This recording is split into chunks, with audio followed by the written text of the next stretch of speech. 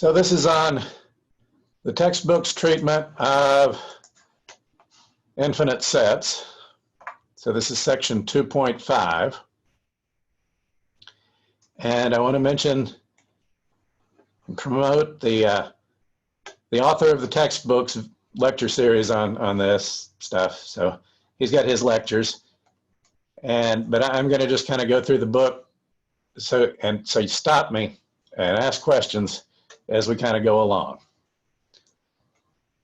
But, you know, the whole chapter, the 2.5, it's all about Cantor's work with infinite sets. Before Cantor,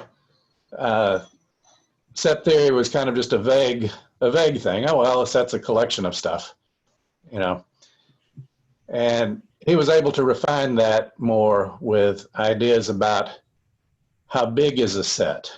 How big is a set? And ways you could talk about that even with infinite sets. To compare two of them to see if they're the same size. They're both infinite, but maybe not the same size. So that was his new idea. And then he also found some things like with logical contradictions that can come up with the sort of more what they call naive set theory that existed, you know, before. So what to take away, you know, if you're making notes or something, I don't know, the 2.5 infinite sets, it's about Cantor's work. Okay. And his... Fred? Yeah. Sorry, oh, just really quickly, are we going to, for any test, are we going to have to remember Cantor's name and the theory that he created, or is it just going to be math problems? You know, so the tests are, you know, because of the remote format, I'll give you the test. You'll be able to keep it for several days before you hand it in. And because I have no way to like monitor what materials you're using, you are free to use the textbook. You can search for things online, just don't use a person or software to just do the problem for you. You know, but if you need to look in the book to find out what was that guy's name, you know, I'm not going to try to say, no, you can't do that, because there's no way to enforce that, right? So it can put your mind at ease. You're not going to have a problem because of forgetting little details, and you're going to have essentially unlimited time. I mean, like we saw last week, unfortunately, some of these problems, they almost all have a very, very easy, quick solution, but you can go down the wrong path like I did. And, you know, you got to have time to try something different. So, does that help? Yes, thank you. Yeah, okay. So, anyway, so where Cantor got started was he's saying, well, I can't compare how big two sets are if I cannot even count the members, you know? Because I mean, with a small set, I can say, oh, hey, you know, it's 3 apples and this other one's 3 oranges, and so they're the same size. But with infinite sets, you can't do that. And he said, you know, but I can still put things into one-to-one correspondence. Even if I never knew how to count, I could tell if 2 sets were the same size or not. And so one-to-one correspondence is where you can match them up in pairs, the members of set A and the members of set B. Well, you can tell from what it is from the picture down here. So read his words. I'm not going to sit here and read every word for you because the author does a good job, but I just point to the picture here, and well, that's a one-to-one correspondence. And so even if you couldn't count, you would know these 2 sets had the same size. And it's not that there's just one-to-one correspondence. You know, I like what the author did down here. See, he drew it again, but he drew it different. And he did that on purpose because there's lots of different ways you could pair them up, but it's still paired one-to-one. Okay. So I got 15 people. That's not too bad. I want to look over here.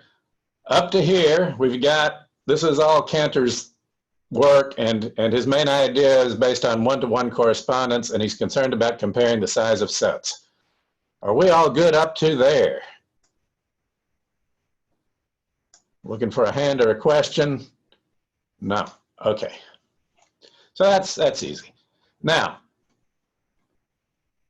so here we're getting to the, well, a little notation thing. So first off, see, here's the natural numbers. I've been using the sort of German script N for that, but anyway, whatever number you use.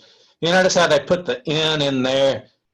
They're just stuck in the formula, the closed formula for the nth term. And here's the even numbers.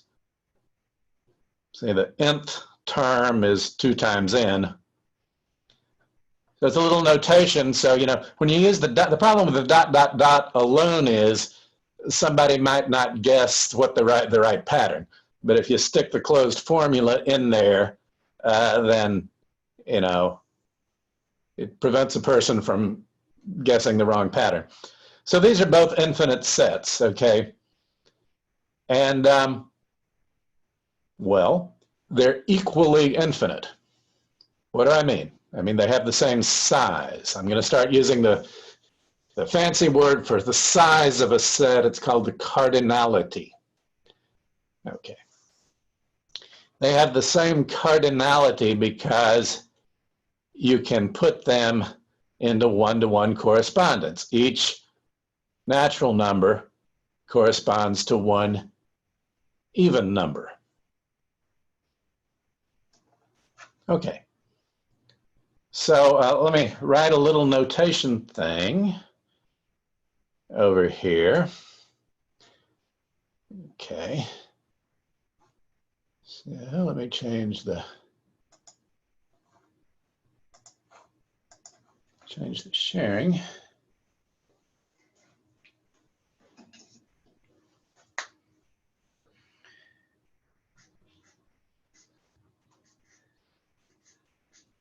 You know, like 4 is less than 5. Okay. And also 4 is less than or equal to 4. Okay. And you have a similar kind of notation with sets, but it's not about how big the set is. Like,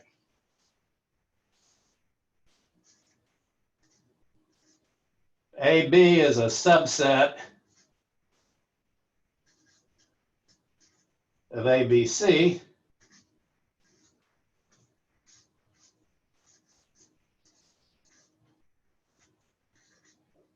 AB is also a subset, but not a proper subset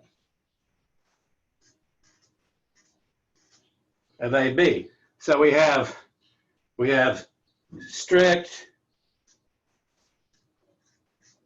versus not strict inequality, and we have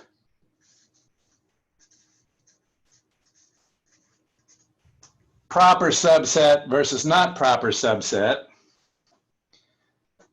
So looking back over here at this this example in the book with the N and the E,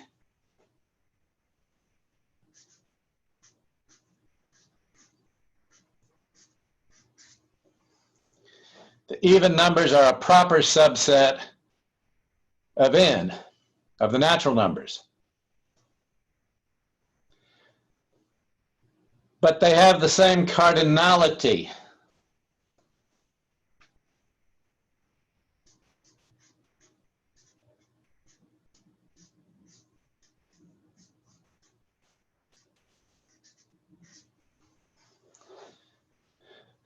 One's a proper subset of the other, but the two sets have the same size.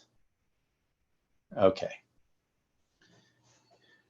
When two sets have the same size, or when they can be put into one-to-one correspondence,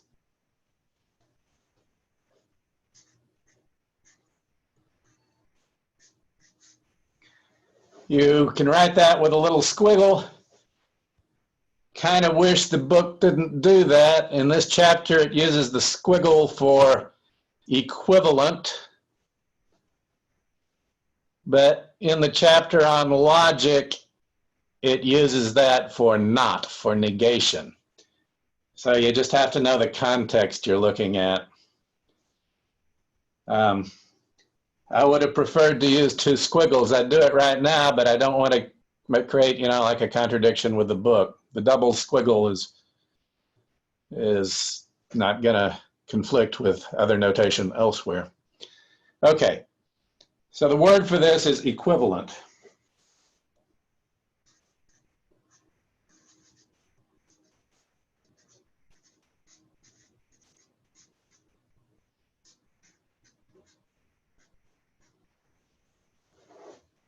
And those two things with the arrow between them, it's just two different ways of writing the same thing. So how do you tell if a set's infinite? I mean, you just start counting and, well, if you get tired enough, you decide it must be. So Cantor, I think this is like a really clever definition. It's simple, but clever, Cantor has this idea, well, what infinite means is you can put a set into one-to-one correspondence with a proper subset of itself.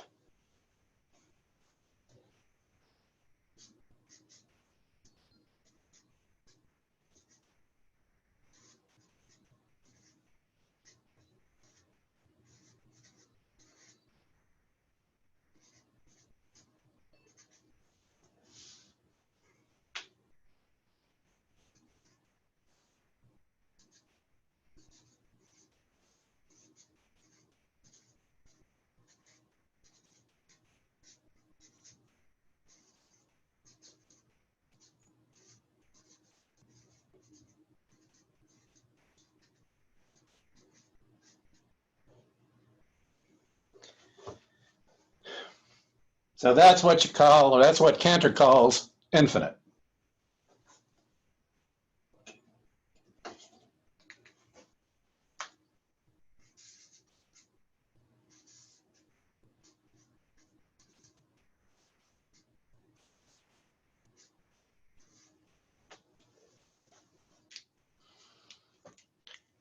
How are we down to here? Look over here in the chat. Anybody want to unmute and yell something? Does that seem like a reasonable definition of infinite to you? It's not what I think of. When I think of infinite, I think real big.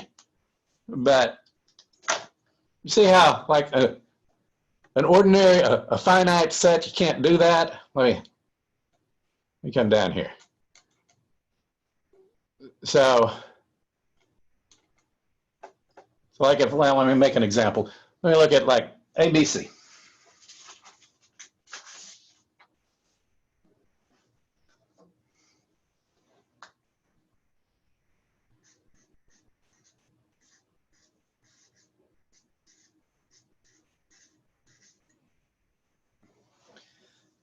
According to Cantor,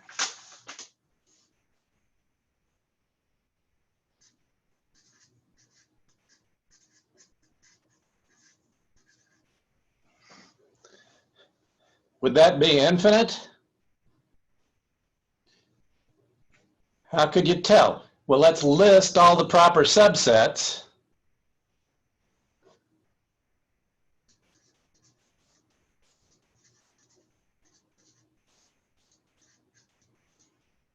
So that's all the subsets except for the whole thing itself, right? So there's the onesies.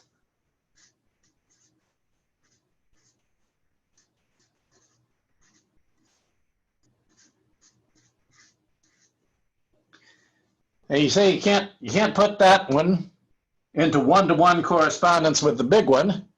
You know, you draw an arrow from the A to the A, and then there's nobody to go with the B and the C. And you got the twosies. The ones with the A and the one without.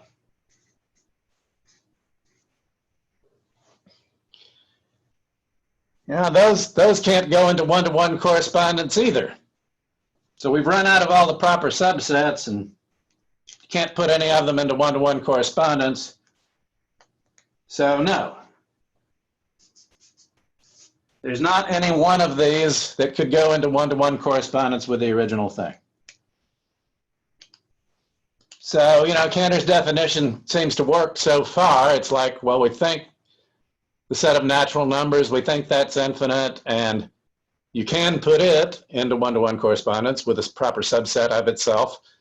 And then here's another set where it's finite and you cannot. So it works for those two examples, you know.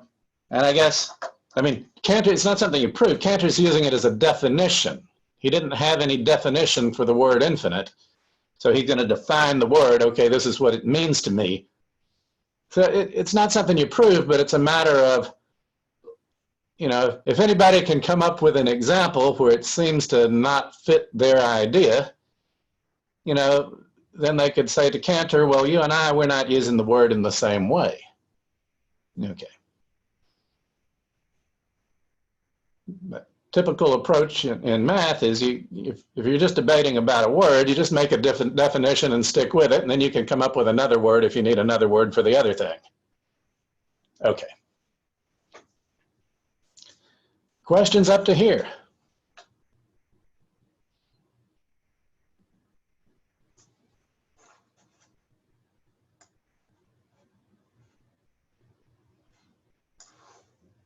Okay.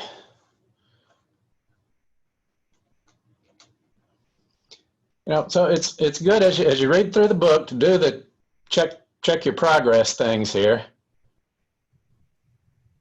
You see, I mean, here we got the natural numbers, and here we got odd natural numbers.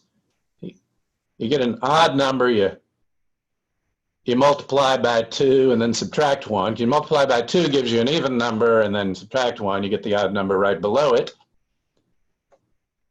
And it says establish a one-to-one correspondence. You know, there's not much to do here. I mean, you draw the arrows. 1 goes to 1, and 2 goes to 3, and the 3 goes to 5, and whatever you come to, the nth number corresponds to 2n minus 1. So, you know, what's the answer? I don't know, draw a bunch of arrows. But that's the concept.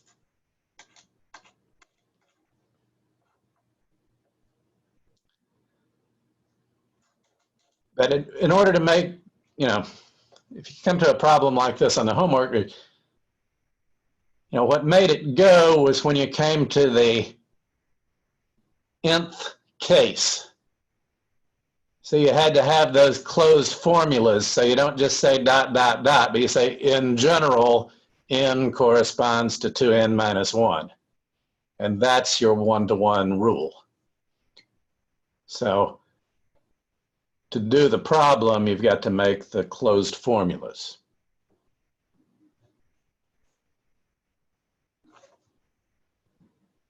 Questions on that?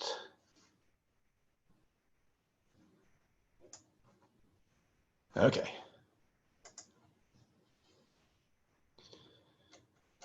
So an infinite set, well, I got ahead of myself. I said it already, but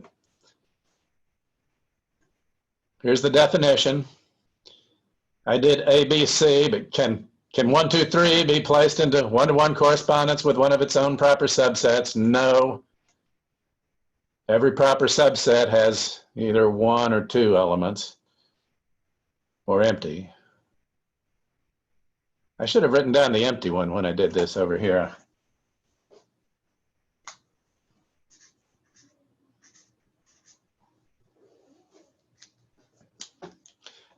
Okay.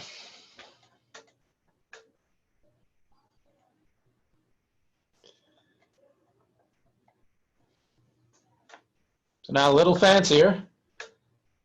Verify that the set of all multiples of 5 is an infinite set.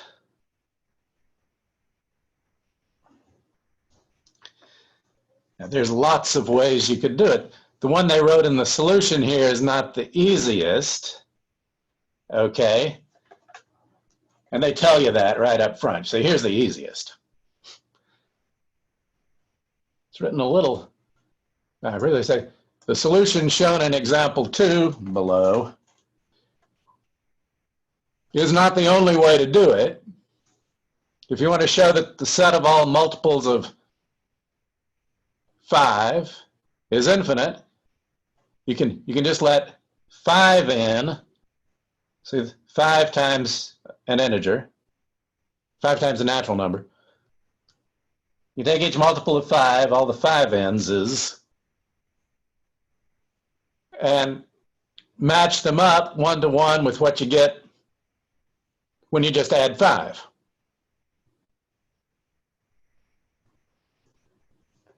Okay, so you see what's happening here?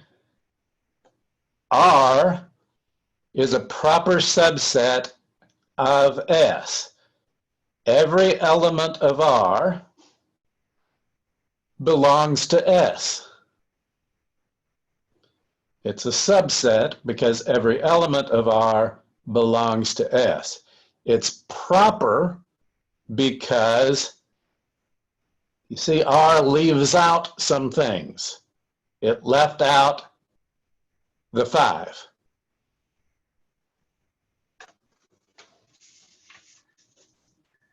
So it's like this situation over here with the proper subset, the subset that does not include all of the original, we left out the 5. So here S is put into one-to-one correspondence with a proper subset of itself. So according to Cantor, that's the definition of infinite.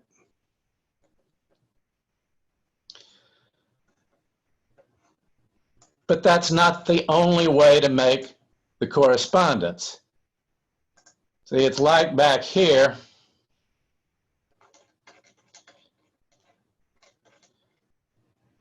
where this one-to-one correspondence was illustrated, and then down here you could do it a different way. So, can you think of another way you could do it? I mean, I could have said 5n plus 10. All right? So then I start from 15. I've left out 2 numbers. It's okay. Down here they did it 5n's versus the 10n's. You see how T is clearly a proper subset of S. Much small, well, that's not smaller. It's got the same cardinality. So it's not smaller, but it's proper. You know, pause for a minute here. Talk to me about that. The word proper, the word one-to-one, the idea that there's more than one one-to-one. So Fred, in the example that you're talking about now, so if we see a set written out like this, and we should just assume that they have the same cardinality? No. The problem was to prove that they have the same cardinality.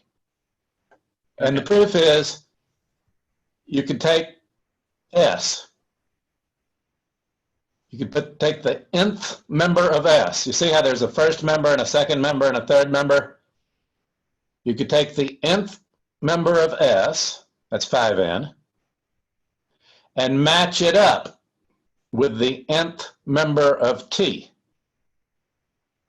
So that every member of S goes with one member of T. Once you know that, then they have the same cardinality.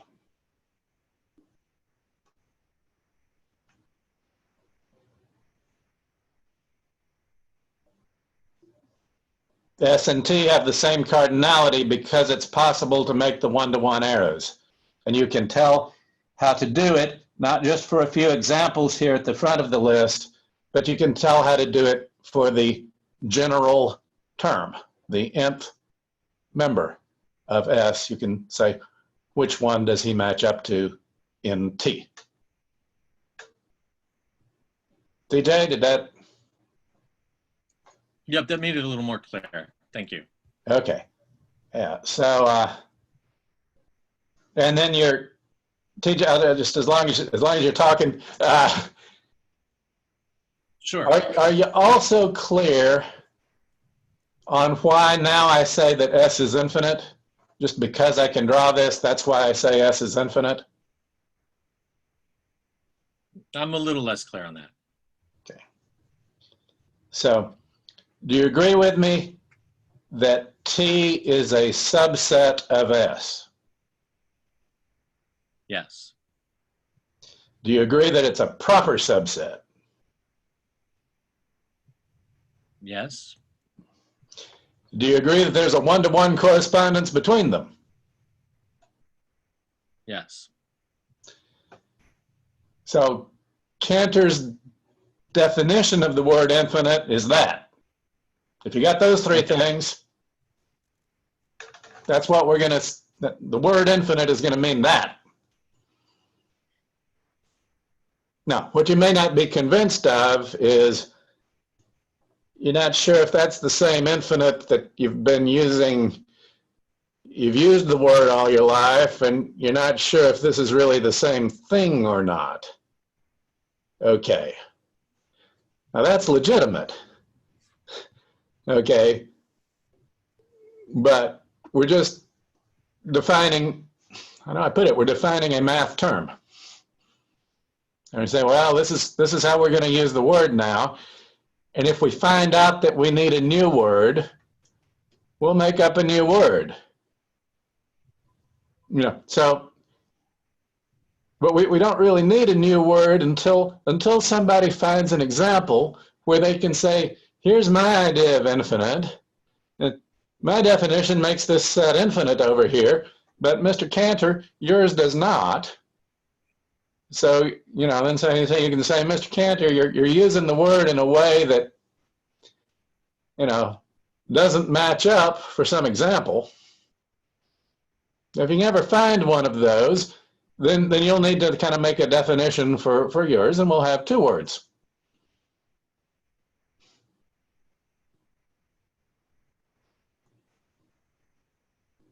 DJ?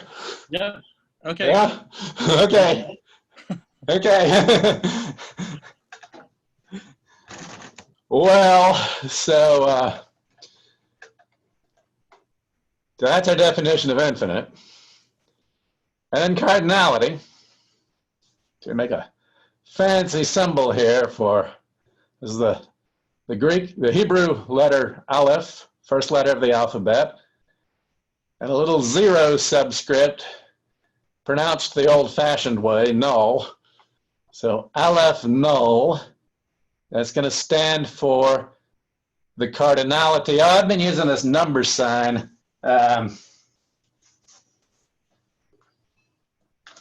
Yeah, so your book uses a little N for the cardinality.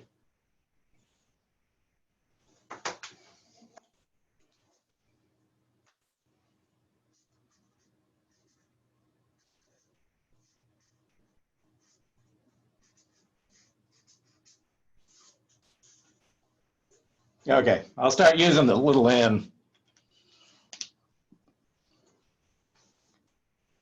Kind of like I would have preferred two squiggles to avoid contradictions.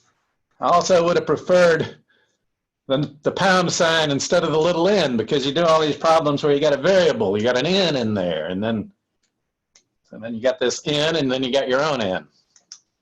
Okay. So there's not any content here. It's making up a symbol for the cardinality, the size of the set of natural numbers. And so that would also be the cardinality of any other set that you could put into one-to-one correspondence, you know. So another way to say this is N of E equals, I get the little symbol right,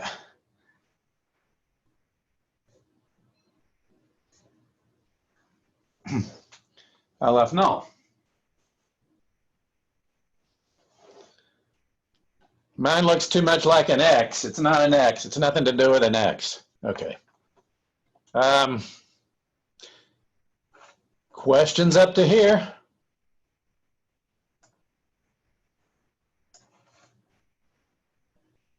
Everybody's really quiet today. Well, it's all okay. So,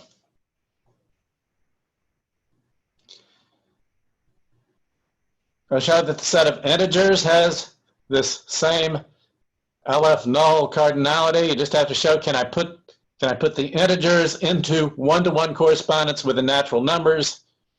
Yes, we can. See how we're matching them up here. So that, you know, the nth even number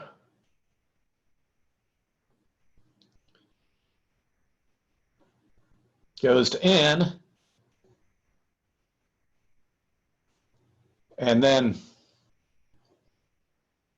well, let me put it this way.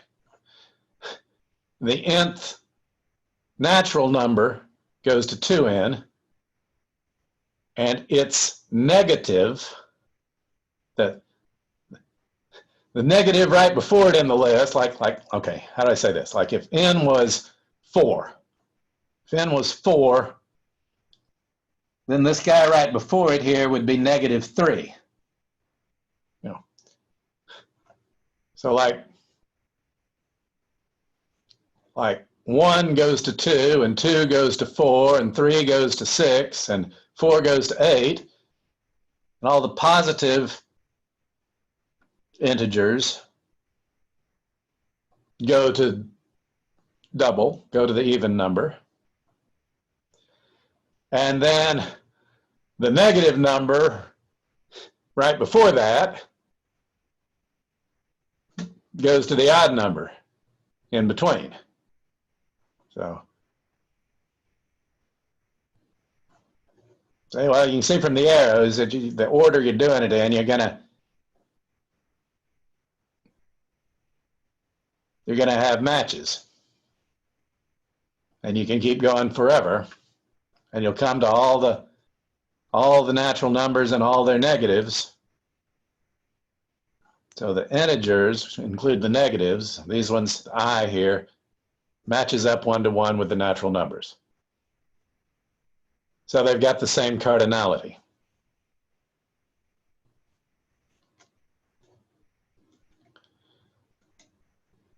So the name for that cardinal number is LF null. And there's a hint going on here that there's other levels of infinite. And we'll come to that.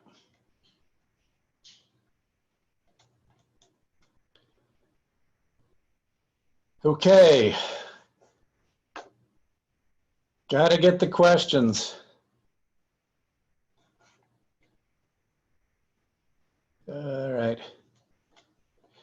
So kind of what I'm saying here, it's kind of redundant. The other author does a lecture, and I posted some public domain ones also. Just want to really encourage you to get the questions out there, because that's the one thing we can do here that the recorded lectures don't do. Okay. Fractions. Well, the 1/overs. That's not all the fractions, but a half, a third, a fourth, a fifth. You see how that, once again, is 1-to-1 correspondence with the natural numbers. So that has the same cardinality. And in fact, now this is where Cantor got real clever. I wanted to show that it's not just the 1/overs, but all the fractions, and whatever's on top, not just ones. You can put all the fractions into one-to-one correspondence with the natural numbers. So he said, okay, I can make this list.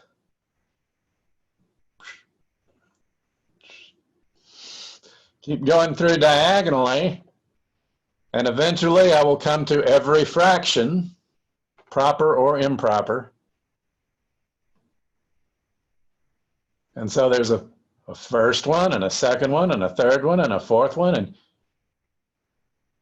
they are new vocabulary word, countable. It does not mean that you could ever finish counting. It just means that you can put them in an order in a list and say the first, second, third, fourth. Okay, so I'm going to write down a definition over here.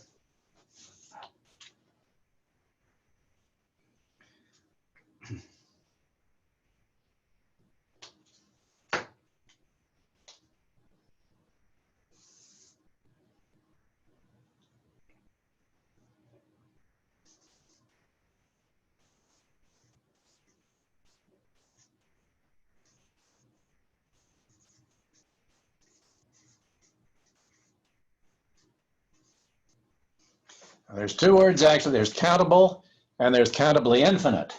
I'll start with countable, whether it's infinite or not.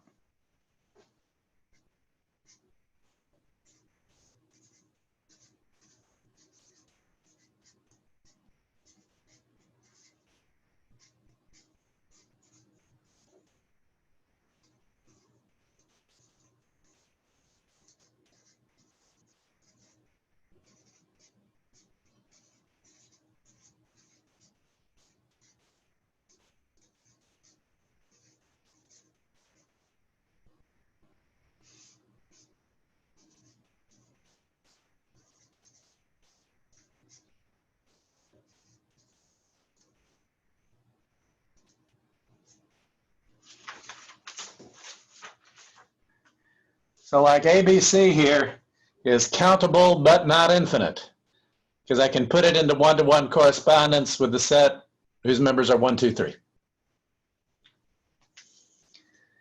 So if you can put it in a set into one-to-one correspondence with a set of natural numbers, it's countable. And then, not surprisingly, if I want to say countably infinite, that's just both, countable and infinite.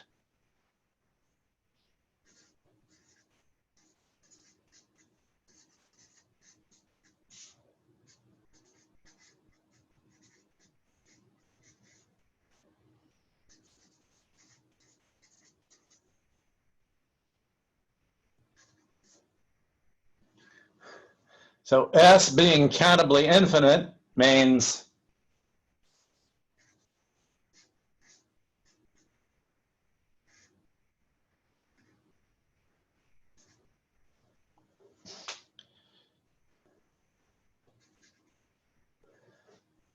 that's not a 5, it's an S. Means its cardinality is Aleph null.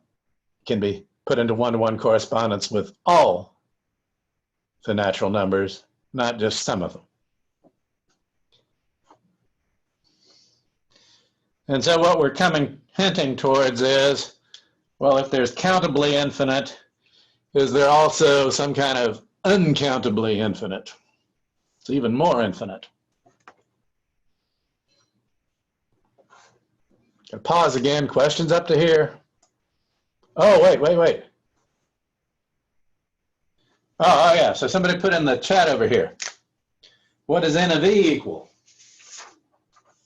Same thing.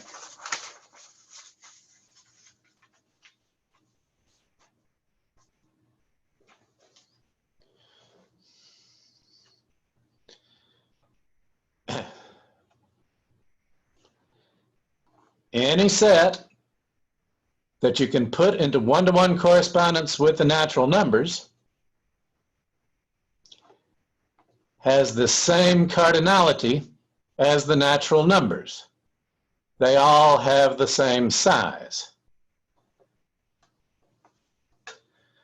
So, the set of all the fractions that I'm gesturing at over here in the book. I don't know, can you guys see my arrow when I gesture over here? It's barely visible, but okay, well, yeah. So here's this array of all the positive rational numbers, all the fractions. Those, see, we put them into one-to-one correspondence with the natural numbers. So examples of countably infinite sets.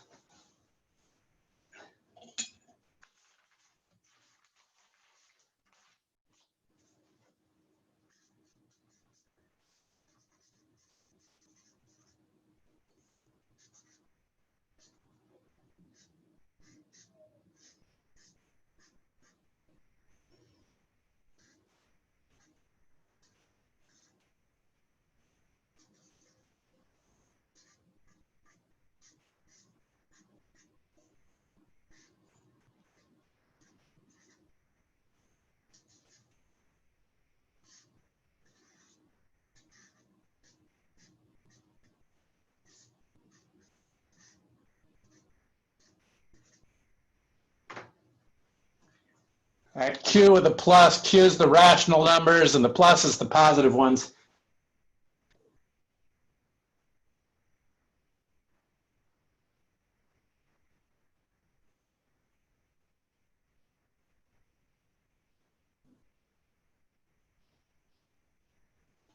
Let's see, what else did we do? We did the multiples of 5, right?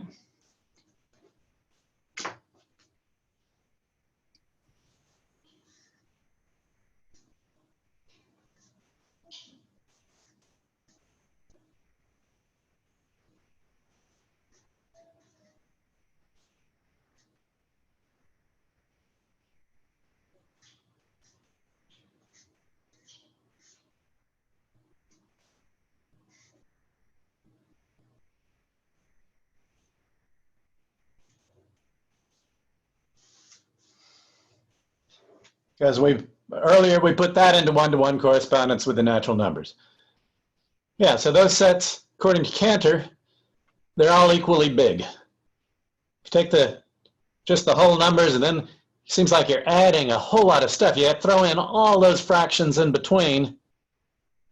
Doesn't matter. It's still the same cardinality, the same level of infinity. Yeah, thank you for the question in the chat there. Anybody else?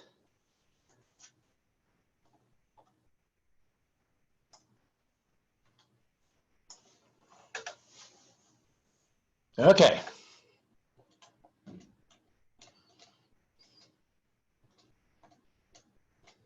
So I'm scanning through this stuff, but it's not that it's unimportant. I want you to read it. Okay.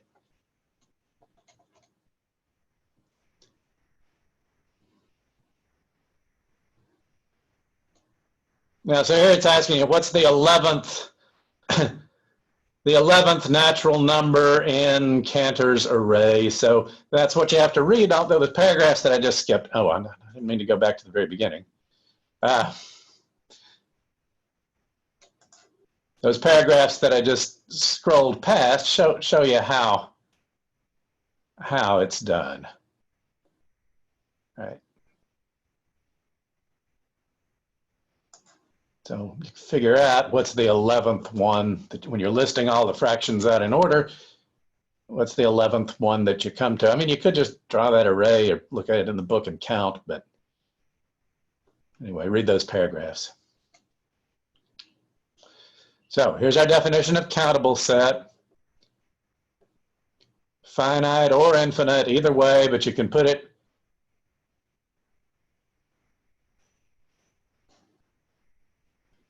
it's either a finite set, so you put it into one-to-one correspondence with a subset of the integers, or an infinite set where you put it into one-to-one correspondence with all of them. I don't mean natural numbers. Okay. Well, that was a confusing paragraph right there. Let me get your questions here. Did that communicate? Anybody? I need a real person to talk to about this. No, it didn't. Okay. So. Okay. Let's look at my definition over here.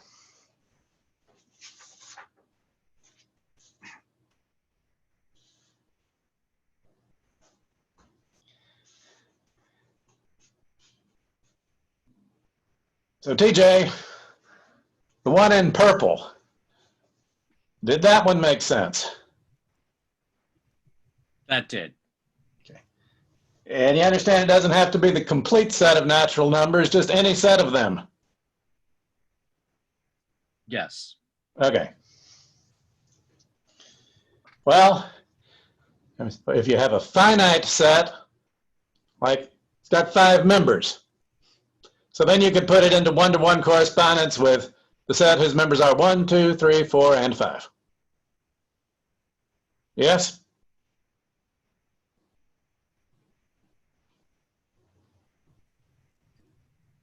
DJ? I'm sorry, you broke up for a second. Oh, okay. Yeah, I'm sorry, you broke up for a second. Sorry about that. Yeah. So, like my purple definition of countable over here, if you had a set with 5 members, you could put it into correspondence with the set 1, 2, 3, 4, 5. So that makes it, all the finite sets are countable. So back over here to the written up definition in the book here, a set's countable if, I don't like this, I'm not meaning to highlight, okay. If it's a finite set, because then you could put it into one-to-one correspondence with a set of natural numbers. If it's finite, or if it's infinite, and you can put it into one-to-one correspondence with the complete set of natural numbers. Either way, that's what you call countable. There's countable, and then some of them are also countably infinite.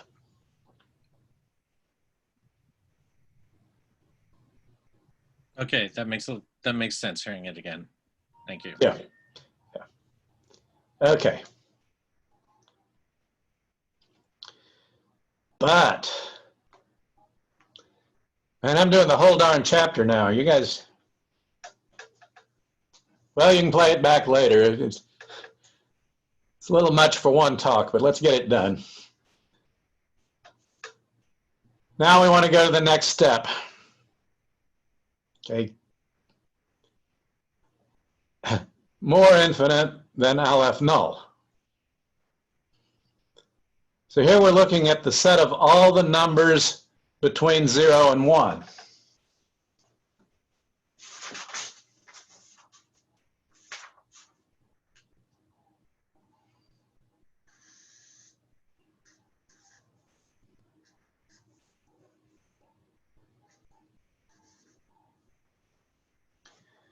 There's a lot of numbers in between there.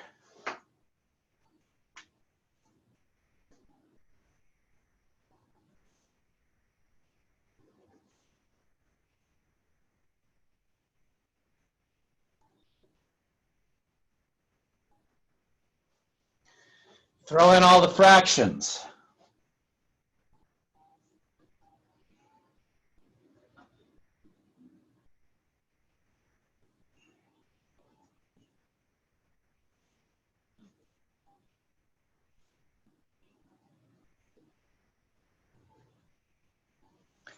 It's still the same kind of infinity. It's still countable infinity. Can you guys see what's written there? Here, let me. If you could enlarge the whole picture frame of that might be better. Yep, thanks.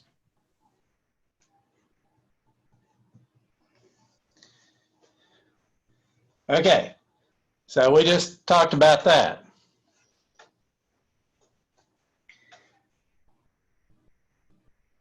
just want to mention, when I say throw in all the fractions, that's all the decimals that terminate or repeat.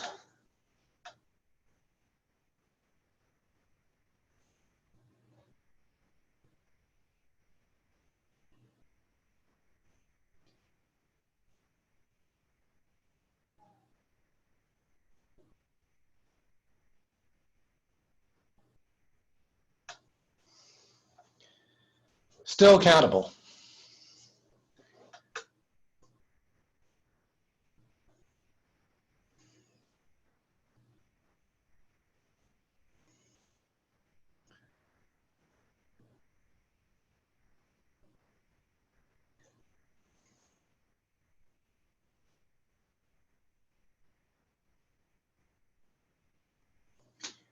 Just throw in all the remaining real numbers. What's with the two L's there?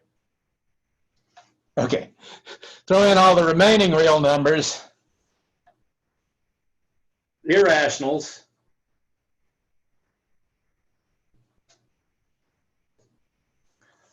like the square root of 2 and so forth.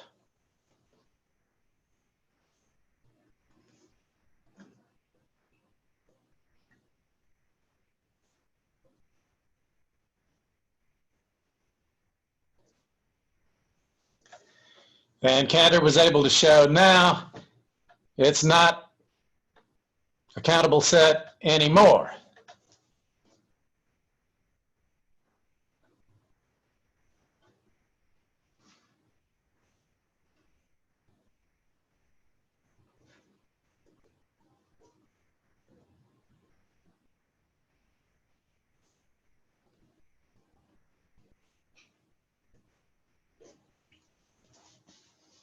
If you allow the decimals that do not terminate or repeat, now there's too many of them, and you cannot put them into one-to-one correspondence with the natural numbers anymore, so their cardinality is different.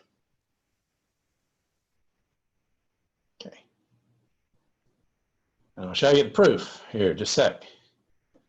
But are we good up to here?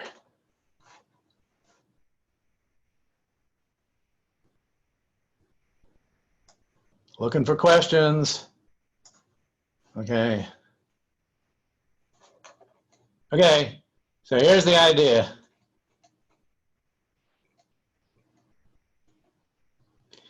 Suppose we had a list of all the real numbers between 1 and 2. They say I got the first one, the second one, the third one. I don't know what order they're in, just suppose we could count them like we did, like Cantor did when he counted the fractions. If I count them, I don't mean we finish, I just mean we come up with a scheme to go one-to-one with the natural numbers. So suppose you could do that. Say, then now you've got a first real number and a second real number and a third one, and you got this list, and we want to show that you cannot get them all that way. Because suppose you had a list, whatever. They're making up a bunch of numbers here. They all go on forever. Don't terminate, don't repeat. I'm going to make up a number, well, Cantor made up a number that's not on the list. You see, when you make up your number, as long as you don't put a 3 in the first place, it's not going to be a 1. And then as long as you don't put a 6 in the second decimal spot, it's not going to be a 2. So you make up a new number. I don't know, you don't use a 3, use a 4. Don't use a 6, use a 7. You come to the third digit here, okay, if your third real number had a 2 there, you just use something else. And you just keep going. And you make up a number, that's what this paragraph here says. You can make up a number, like you didn't use the 3, you used the 4. You didn't use the 6, you used the 7. You didn't use the 2, you used the 3. See what I'm saying here? You've made up a new number, but it's not any of the guys on your list. because it differs from the first one in the first place, and it differs from the second one in the second place, and it differs from the third one in the third place, and it differs from all of them somewhere. So it's not any of them. So if you thought you made a list of all the natural numbers, you can always make up a new one that got left out. So there's no one-to-one correspondence there.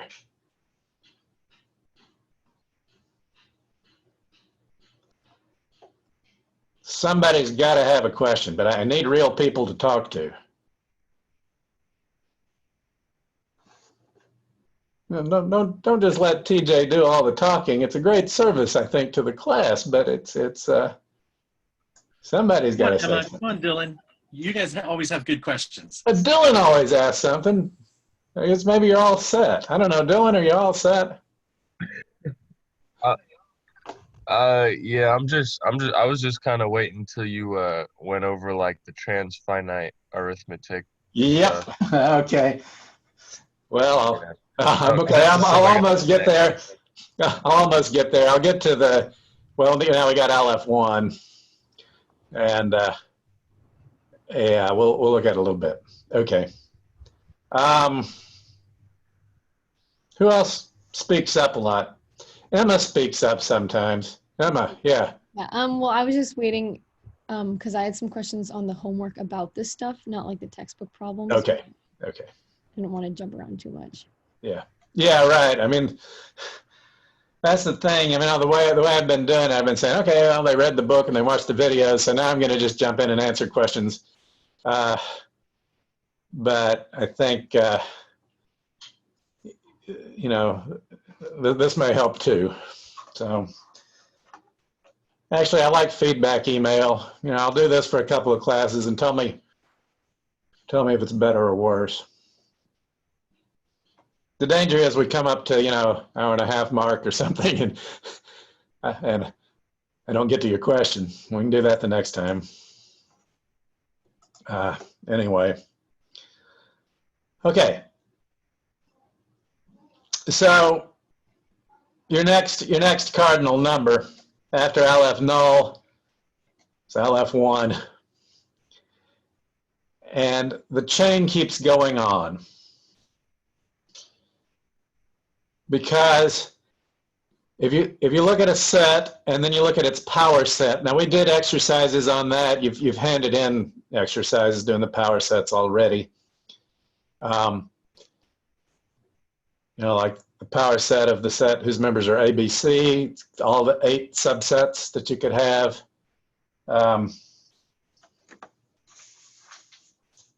So here's 7 of them, and then you throw in the set itself, there's 8. That's the power set. Those are the members of the power set. So what he proved is that if you have a set, and then you make its power set, the power set's actually bigger. There's no one-to-one correspondence.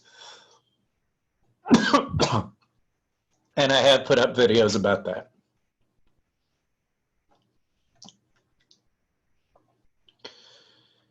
It's kind of similar to what went on back here with the real numbers, in that you say, well, suppose I've got this one-to-one correspondence between a set and its power set.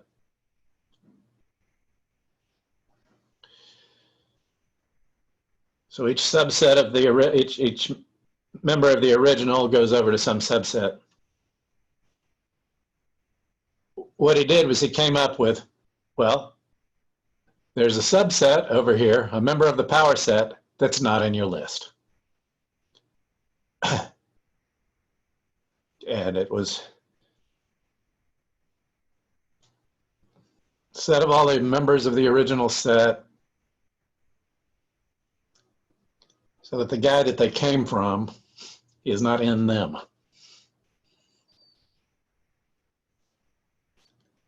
I've written all that up. It's in a separate video. So you take the natural numbers, you make its power set, you get something a bigger, the next level of infinity, you get LF1. And then you make its power set, and you get LF2. Its cardinality would be LF2. And you keep making more power sets, and you keep making levels of infinity bigger than the one you had before.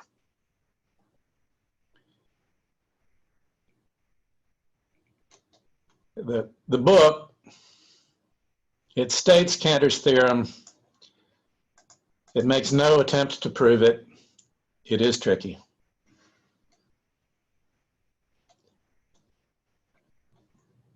And then we come to the transfinite arithmetic that Dylan wanted to know about.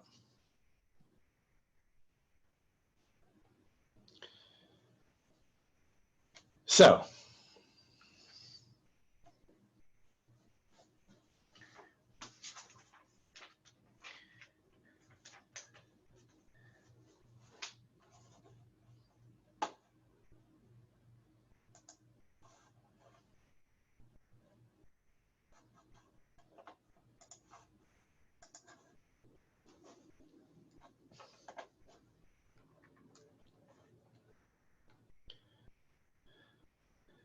I want to get back this example here. So why is it that,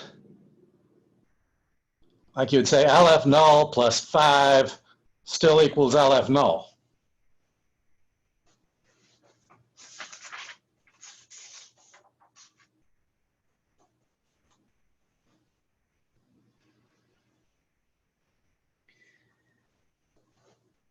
So,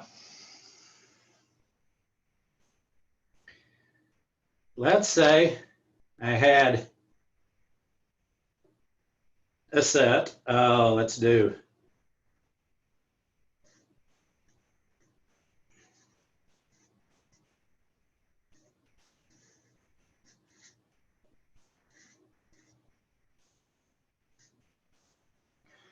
the even numbers.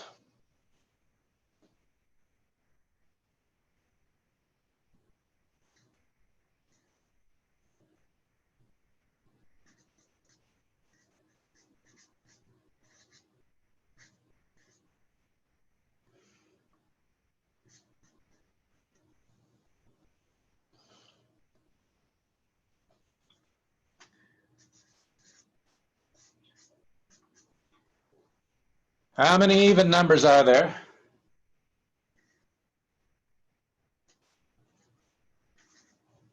So I left null of them.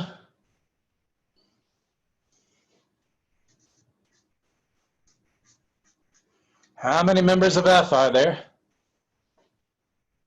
4.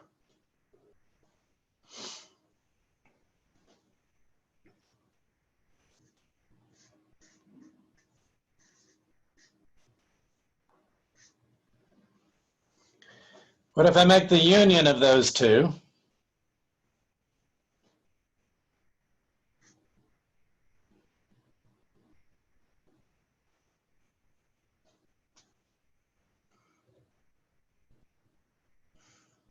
Well,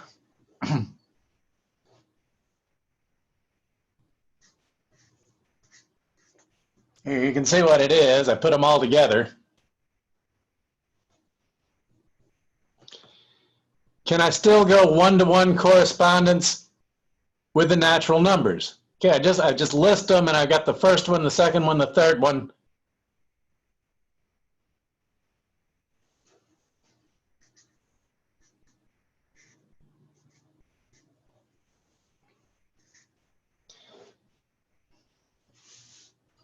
You see how it's still LF null because you can still do the one-to-one thing?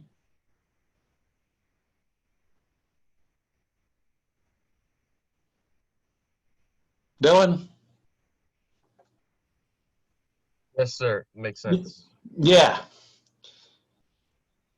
You know, and if you have a finite number of them, like you got 6 of them,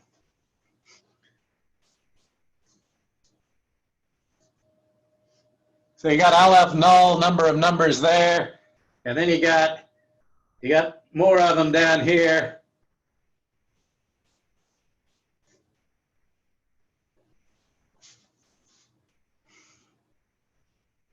And then you got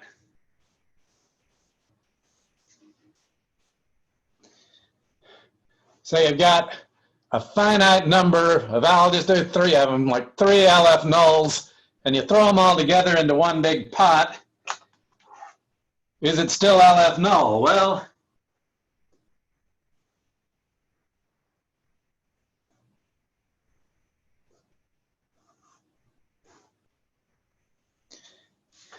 you still do Cantor's diagonal thing. You can still list them all. So the cardinality is still LF null. You got a first one, second one, third one, fourth one, fifth one, sixth one. You just go through them in the right order. And so, Dylan, so you're still good with why if you add up finitely many LF nulls, you still get LF null.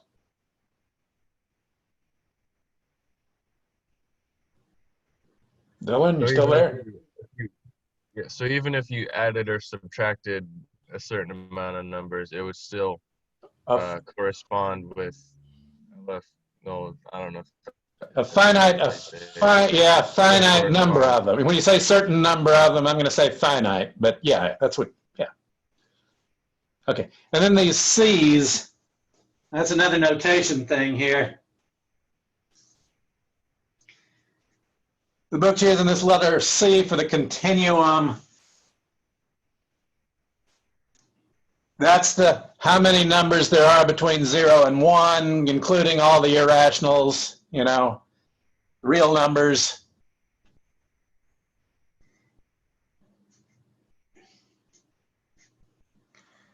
That's the next level. The next level up for infinity is LF1. Now, nobody knows, is there an infinite number in between there? Is there an infinite number that's bigger than LF null and smaller than LF1? Nobody knows. Nobody's been able to come up with a set that would have a cardinality in between. Nobody's been able to prove it either. So, okay. And so this multiplying, like LF null times 5, that just means you had 5 copies of LF null, and we already know that comes, oh, that's C. I'm sorry, C was the special C. If I had LF null times 7, I'd still get LF null. But with your real line,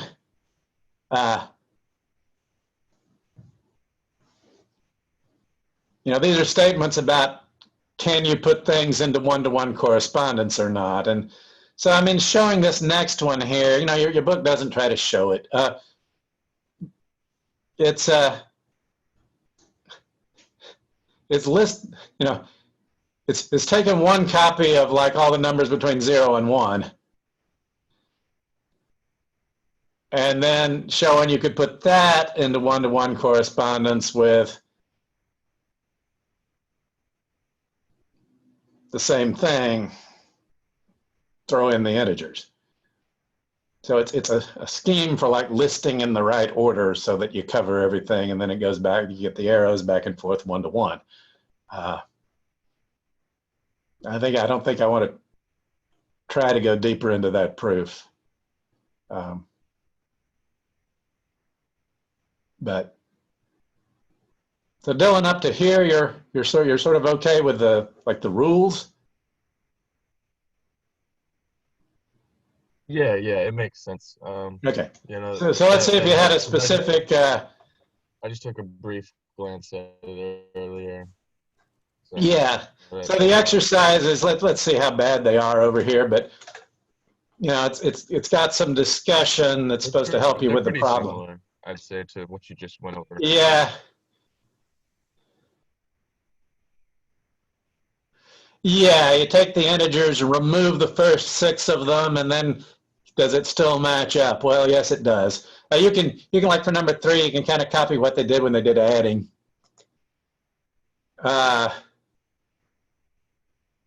Yeah. So like 2 disjoint sets, like I did over here with the, we're gonna do this. Up here, see how I made 2 disjoint sets? And then I made an argument that, okay, their union is still into one-to-one correspondence with the integers, the natural numbers. So that's what you do with question 1, and that's also what you do with question 3. And how to write it down, if you scroll back up, you'll see kind of how they talk about it. So, you know, if you don't have to write a real formal proof, as long as I can tell you got the idea, you know, however you express it is okay, as long as it's, you know, unless I can tell that you've really got a wrong idea, it's okay. You know, if the grammar or the formality is a little off, that doesn't matter. Okay, Dylan, are you set on those? Yes, sir. Actually, I was gonna ask one more thing. I didn't quite get. It was just, what is the difference between, it's like between LF nodes, like the power of 0 or whatever, and then the power of 1. The little What is the subscript difference? there is you're just counting them. You know, okay, here's the first one we discovered, and then Cantor discovered, and then the LF1 is the second one that he discovered. But the sequence is, each one is the cardinality of the power set of the one that came before.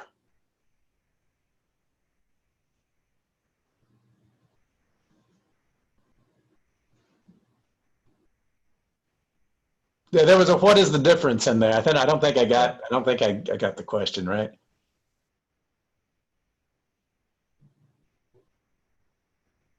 Dylan, can you kind of clarify the question one more time? And yeah, I can't hear you. I think your microphone's cut out.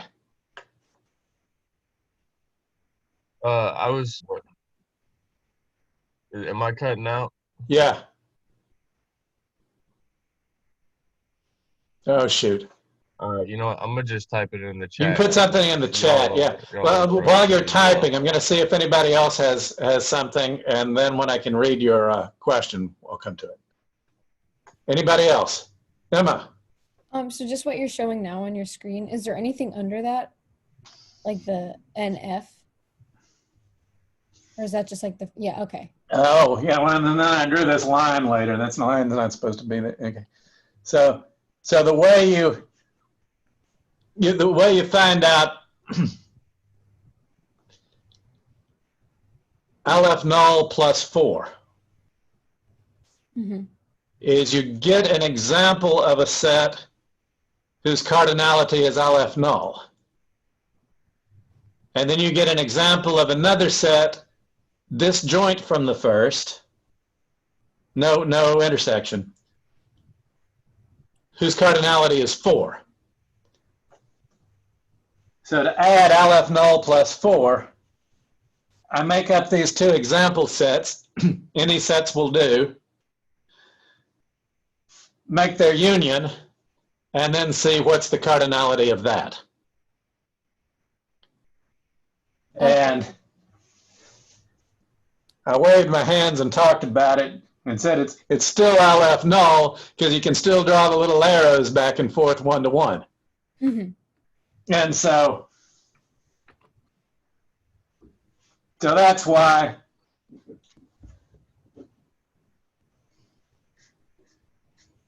LF null plus 4 is still LF null.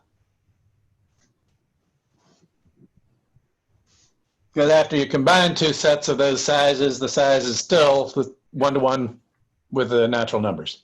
Yeah. All right, thank you. Yep. Okay, Dylan's got his thing here now. Let's see. The real difference between LF null and LF1. Yeah, so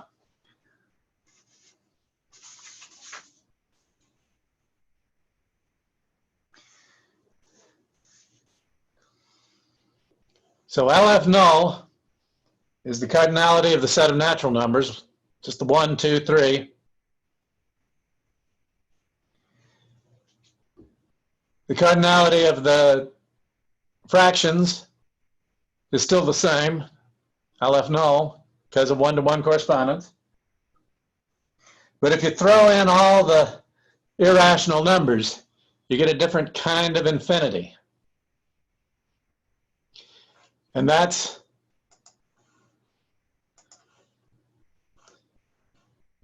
this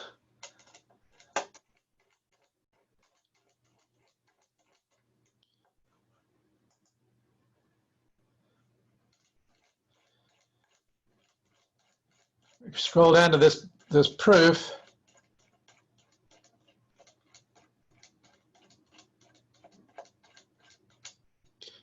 This one. Once you throw in the decimals that do not terminate or repeat, you get a bigger kind of infinity, because if you thought you had a list of all of them, the first one, the second one, the third one, A1, A2, A3, you could make up, there's one more, at least one more that got left out, because you can make a new number that is different from the first one in the first decimal place and different from the second one in the second, and so forth. So that's why you say there's a new kind of infinity that's different from LF null. You call it LF1 or C, same thing. And what Cantor proved is, if you take a set like the natural numbers,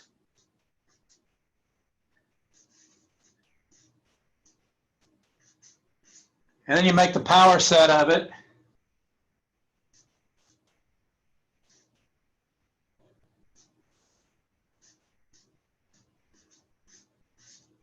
and then you make the power set of that, that these all have different cardinality. What he proved was, and this is the complicated one, I got a separate video on it. If I do it now, it's another hour. But I can't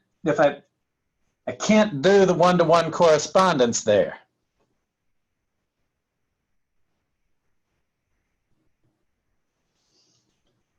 So, the cardinalities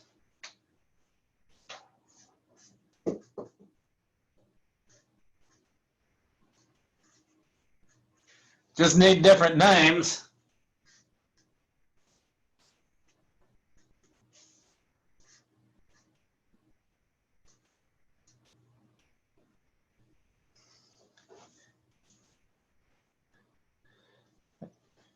And so you get this hierarchy of infinitely many different kinds of infinite.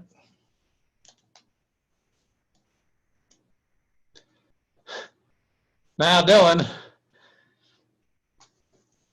and if you're asking me, can I imagine this one? Yes. I can imagine, well, I just am counting something and I get tired, it keeps going forever. Can I imagine this one? Yeah, like the set of all possible distances. I kind of got an idea of what's a distance. Can I imagine the next one up? No, I cannot. But the proof is clear. And that's all I can say.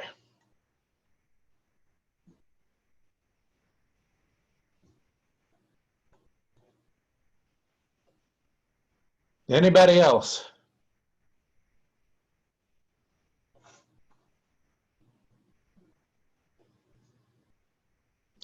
Well, I don't know about you guys. I'm getting tired. I think we're going to stop the recording and then see if anybody wants to say anything, and then we'll call it a day.